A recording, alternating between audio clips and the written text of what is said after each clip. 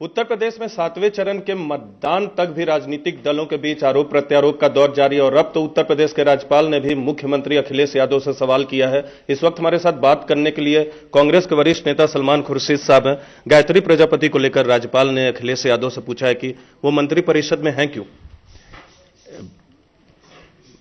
माननीय महामहिम राज्यपाल जी ने ऐसा प्रश्न पूछा है, उनका अधिकार बनता है और उनको मैं मानता हूं कि उनके प्रश्न का उचित उत्तर उनको प्राप्त जल्द से जल्द होना चाहिए।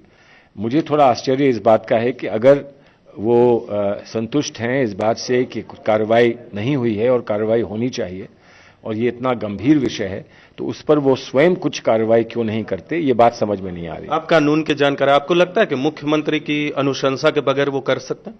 देखिए, बहुत सारी चीजें हैं जिस पे महामहिम जी का अधिकार होता है।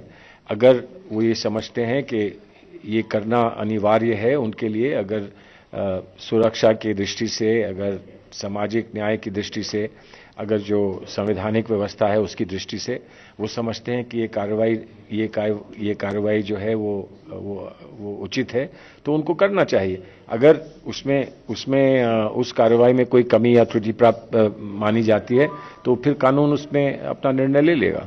तो आप भी गठबंधन में साथ हैं समाजवादी पार्टी के साथ, तो मुख्यमंत्री क्यों नहीं करते? क्यों नहीं करते, ये अच्छा सवाल है, लेकिन मुख्यमंत्री चुनाव लड़ रहे हैं और उन्होंने जो कार्रवाई वो कर सकते थे NBW इशू कराने की और एयरपोर्ट्स को अलर्ट कराने की जो कार्रवाई वो कर सकते थे उन्होंने की है। आप लोगों को उन्होंने स्पष्ट कह दिया है कि इस पर कार्रवाई होगी, कोई सवाल ही नहीं कि इस पर कार्रवाई नहीं होती। तो वो कार्रवाई क्यों नहीं कर रहे, वो कार्रवाई क्यों नहीं करते, इस बात को छोड़कर पहले वो लोग जो ये बात पूछ रहे हैं पहले देश को ये बता दें कि उन्होंने इतनी देर में इस बात को क्यों उठाया, पहले से क्यों नहीं उठाया, ताकि पहले से कार्रवाई हो सकती थी। अंतिम सवाल सर, आपको नहीं लगता कि बीएसपी के निशाने पर गायत्री प्रजापति को लेकर हैं आप लोग, बीजेपी के निशाने पर हैं और खुद प्रधानमंत्री ने भी गायत्री प्रजापति को लेकर राज्य सरकार पे हमला किया है, लेकिन प्रधानमंत्री को याद होना चाहिए कि उनका और उनके सहयोगी अमित शाह जी पर कितने बड़े प्रश्न लग चुके हैं। तो उनको ये याद होना चाहिए कि किसी पर भी जब कोई प्रश्न लगता है तो उसकी कैसे कार्रवाई होती है। उन्होंने तो अपना मुख्यमंत्री का पद कभी नहीं छोड़ा था। उन पे तो बड़े गंभीर सवाल थे, बड़े गंभीर प्रश्न थे।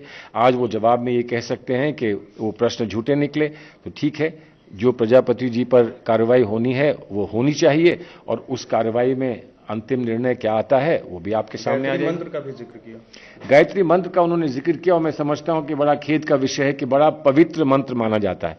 कोई भी शुभ काम करने से पहले गायत्री मंत्र को ही आप सबसे पहले गायत्री मंत्र का ही पाठ होता है और उस गायत्री मंत्र को इस बात पर लाना और इस बात से जोड़ देना मैं समझता हूं कि गायत्री मंत्र का अपमान है।